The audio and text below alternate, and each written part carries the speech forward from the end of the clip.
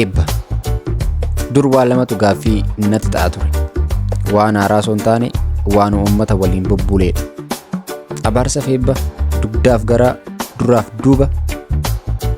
Ay abaarsa jaarsaaf jaartii, lakkii dhiisi gurbaa jarrisi abaartii. Sodaannee gaafa abaaramnu jiruun boruu ni baddi jennee marqabne yeroo durii san gaafa ijoollummaa sawwaa meeqa taane. Gurbaa kan cara ati guddattee nama hin ta'in barattee bakka guddaan gahin ayyaa. Isa kana kan abaaramu nama kan careegaa mari.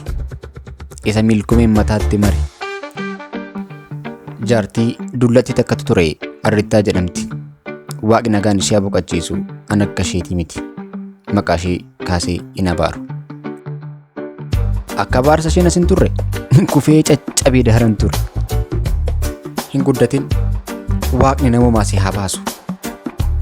Maal jedhin tumarree daangaan qabu ishee. Eessaree abaarsuun marteessa dhaqe moo akka dhaaf zayitaa baqe. An kunoo guddadhee as ga'e. Abaarsa isheen osoo hin taane eebba rabbiin milkaa'e. Akka abaarsa durii anoo hin taane wanti isheen jechaa turte gurraraan hin baane. Hin sodaatinaa abaluun abaare jettanii jecha nama baay'ee sodaattanii. Afaan ilma namaaf bakka hin kennin eenyummaa kee qulqulleessi. Eebba rabbiif of kaleessi. Rabbiin akkas eebbisuuf of kaleessi isatti of dhiheessi. Dhuguma nama gaarii taanaan eebbatu jireenya kee boonsa. Jaalala rabbiitu seenaa si badhaasa. Afaan rabbii keessa ooli. Iddoo badaa bahii bakka nagaa ooli. Guyyaa guyyaan dhiifama gaafadhu. Afaan rabbii of cinaa oolfadhu.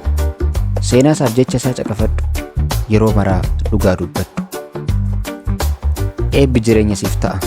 Abaarsi hirkataadha yoom of danda'a. Kan of danda'e dhugaadha. Kan of danda'e haqummaadha. An kanaanan jiraadha. Kan ta'u maraafuu nan galateeffadha. Uumaa kootirraa eebba guddaan argadha. Eebbifamaa. Galatooma.